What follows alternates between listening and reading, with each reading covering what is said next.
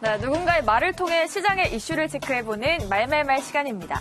오늘은 먼저 사우디의 무함마드 빈 살만 왕세자가 나왔습니다. 아람코 기업 가치 2조다. 이 아람코는 사우디의 국영 석유회사입니다. 왕실이 100% 지분을 보유하고 있고요. 이 세계에서 가장 많은 이익을 내는 석유 기업입니다. 작년 매출은 애플의 작년 순이익보다 2배나 많다고 하는데요. 한 달 뒤인 12월에 기업 공개를 한다고 합니다. 2016년에 아람코 처음으로 IPO를 시도했지만 실패했죠. 당시에는 유가 하락과 글로벌 증시 위축 때문이었습니다. 올해에도 다시 IPO에 도전했지만 이번에는 드론 공격이라는 예상치 못한 악재가 발생했습니다. 그래도 아람코가 연내 상장을 추진하는 건 이 빈살만 왕세자의 의지가 반영됐다는 분석입니다. 이 왕세자는 지금 사우디에서 최고 실세이고요. 석유에 절대적으로 의지하는 사우디의 경제 구조를 개선하기 위해서 아람코를 밀고 있었습니다. 사우디 왕실은 아람코 상장을 통해서 1,000억 달러 가량을 조달할 걸로 예상하고 있는데요. 중국 알리바바의 IPO 조달 금액이 사상 최대 규모로 꼽히죠. 이 알리바바 금액의 4배에 달한다고 합니다. 하지만 외신들은 아람코 기업 가치 평가 때문에 IPO가 순조롭지 않을 걸로 전망하고 있습니다. 지금 아람코를 1조 달러로 보는 게 현실적인데 사우디 왕실은 2조로 보고 있기 때문이죠. 이 아람코의 상장이 우리 증시에 어떤 영향을 미칠지 지켜봐야겠네요. 다음 말도 알아보도록 하죠. 다음은 일본의 관방 장관인 스가 요시히데입니다. 한국 불매운동 유감이다. 아시다시피 한일 관계는 지금 최악의 상황입니다. 지난달에 일본산 맥주의 한국 수출이 전년 같은 기간보다 99.9%나 줄었다고 하는데요. 이에 대해 스가 장관이 불매운동에 대해 유감이라고 밝혔습니다. 이 한일 양국 정부의 관계가 엄중한 상황이어도 이 국민 간의 교류와 경제활동은 계속 제대로 행해져야 된다면서 이 한국 측의 현명한 대응을 기대한다라고 주장했습니다.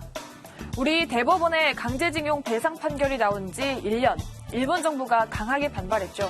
그러면서 보복 조치까지 단행했습니다. 반도체 소재 세계 품목의 한국 수출을 규제하고 수출 우대국인 화이트리스트에서 한국만 쏙 뺐는데요. 우리 정부는 만나서 해결하자라고 요구했고 정상회담까지 제안했는데 일본은 이런저런 핑계를 대면서 거부해 왔었습니다. 최근에는 일본 정부의 태도에 작지만 변화가 감지됩니다. 아베 총리는 소통을 해나가자라고 강조했는데요. 하지만 일본 정부의 태도 변화는 겉모습뿐이고 속내는 바뀌지 않았다라는 평가가 나옵니다. 이 징용 배상 문제에 대해서도 스가 장관은 이 문제는 한국에서 비롯됐으니까 한국 정부가 답을 찾아오라라고 요구했고요. 또 한일 정상회담은 하지 않기로 한 결심을 굳혔다라고 전하기도 했는데요. 진짜 문제를 해결하겠다라는 의지가 없어 보이네요. 다음 말은 이 국토부의 권영복 항공정책실장입니다. 이번 한 번쯤이라는 생각은 위험하다라고 말했습니다. 최근에 제주항공의 긴급 회항 같은 이 항공기 안전 문제가 잇따라 불거지면서 우려가 커지고 있습니다. 지난 금요일에 제주항공 항공기 자동 조종 장치에 이상이 생기면서 긴급 회항했는데요. 비상 착륙에 대비하라라는 방송까지 나오면서 승객들이 40분 넘게 가슴을 졸여야 했습니다. 지난번에는 미국으로 출발하려던 아시아나항공 여객기 엔진에서 불이 나기도 했습니다. 이렇게 국내 항공기 고장과 지연이 더 자주 일어나고 있는데요. 최근 열흘 동안만 해도 4건이나 된다고 합니다. 이 항공기 안전에 대한 우려가 커지는 상황, 국토부는 9개 항공사를 긴급 소집했고요. 다음 달부터 안전감독관을 파견해서 점검하기로 했습니다. 이 권영복 실장은 국내 항공사들을 지적했습니다. 이번 한 번쯤이야 일단 항공기부터 띄워놓고 보자 이런 식의 생각을 아직도 하고 있다면 큰 오산이다라고 했는데요. 하지만 지금 저가항공사의 경우에는 대체할 기종이 없다고 합니다. 그래서 안전에 대한 불안과 우려는 커지고 있는 상황이라고 하네요. 이 승객들의 불안은 커질 수밖에 없을 것 같습니다. 네, 마지막 말도 알아보도록 하죠. 마지막은 최기영 과기정통부 장관입니다. 20년째 쓴다. 아직도 20년 된 투지 번호를 쓰는 이통 가입자들이 60만 명에 달한다고 합니다. 이 생애 첫 휴대폰 번호라는 상징성이나 이 가족과 연인과의 추억 때문일 수도 있고요. 단지 익숙해서일지도 모릅니다. 아니면 이제는 희귀템이 되어버린 번호의 가치를 놓기 싫어서일 수도 있고요.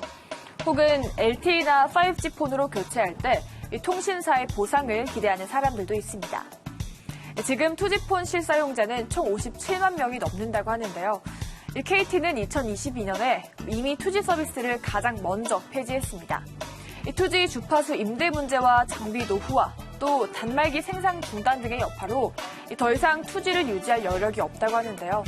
이렇게 투지는 비용 부담만 가중시키는 걸림돌로 작용해 왔습니다. SK는 투지 가입자의 LTE 5G 전환을 위해서 다양한 보상안도 내놨죠. 그런데 이런 보상안에도 불구하고 일부 사용자들은 통신사를 상대로 소송까지 제기했습니다.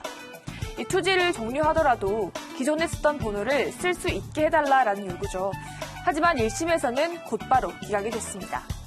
이 최기영 장광도 국정감사에서 투지 조기 종료를 긍정적으로 검토하겠다라고 밝힌 만큼 투지 종료 절차가 순조롭게 진행될 걸로 보이고 있습니다.